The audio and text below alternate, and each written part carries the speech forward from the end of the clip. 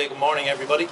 And I'd just like to say that the collaborative, proactive, investigative work that's ongoing between An Garda Síochána and in particular the Garda National Drugs and Organised Crime Bureau at a national level and our colleagues in the Revenue Commissioner's Customs Service is continuing to have significant results as we target, identified high value targets, particularly those who are involved in logistics and those who are attempting to exploit our ports of entry into the state. It's very important from our perspective, that we counteract, people who are going to try and exploit Ireland in the importation, particularly of cocaine and significantly dangerous drugs into this jurisdiction and into Europe. And the results and seizures that have been made in recent times, not only this weekend but over the last 12 months, I think is an indication of where Ireland is standing up to that challenge, and we will continue to conduct those investigations. Thank you. Thanks, Seamus. From a revenue perspective, identifying, targeting and disrupting the illegal drugs trade is a key priority for revenue. We do that by developing and sharing intelligence both on a national level with An Garda Síochána but also on an EU-wide level and an international level, because this illegal drugs trade is a global problem and one that we have to address by working collaboratively with both our national and international partners. In revenue, we have enforcement staff at all the major airports, ports, but also in mail centres and in freight forwarders.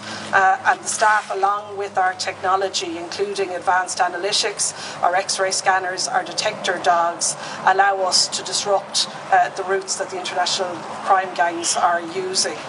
We also have a maritime front, and revenue have two cutters that patrol the oceans and work again in collaboration with our joint task force, and we saw that in a major seizure we had last year on board the MV Matthew.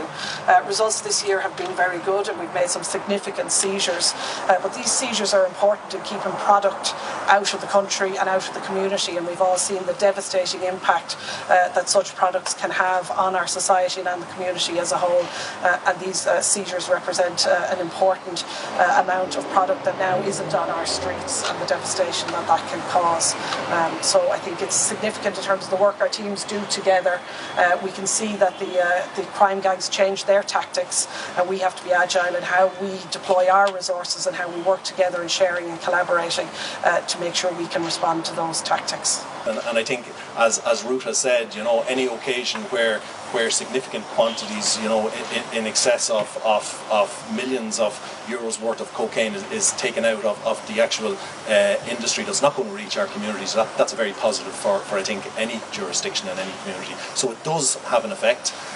Making these type of seizures, particularly when a route into the jurisdiction is discovered, that does impact, that disrupts, that on occasions can actually dismantle a route into the country and have significant impact on the global networks that are involved in this. So it is a positive matter when seizures like this happen. We also work very close then in all of our investigations with international law enforcement.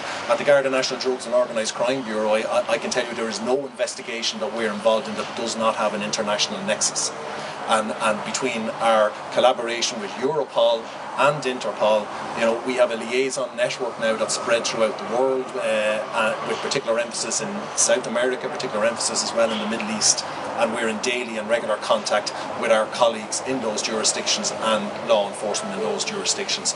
That international law enforcement collaboration is no different to our national collaboration with revenue, with the revenue commissioners. It's extremely important because global drug trafficking, Irish drug trafficking gangs are now multinational, are now global, are now linking in with groups all across the world, and lessons probably learned by law enforcement the hard way many years ago is that it's no longer about just what's happening on the island of Ireland or within our jurisdiction. We must target the decision makers, the enablers, the facilitators, the money launderers. There's, European reports have even acknowledged cocaine all across Europe is the second most abused drug at the moment, cannabis being the number one drug. But there is no doubt, and it's acknowledged across law enforcement all across the globe, cocaine is unique in that the volume of money that it generates and how cocaine use or abuse spans across all sections of society. where it's not just the vulnerable people in our society who are affected by cocaine. The problem is it's all groups in society are using cocaine, the willingness to use it, the acceptance to use it in people's comfortable lives, taking absolutely no responsibility for where that money goes, what the outcome is. Every penny being paid over for using cocaine, irrespective of how comfortable that environment is a person is using it, feeds back into the most violent organised crime groups in this jurisdiction and across Europe.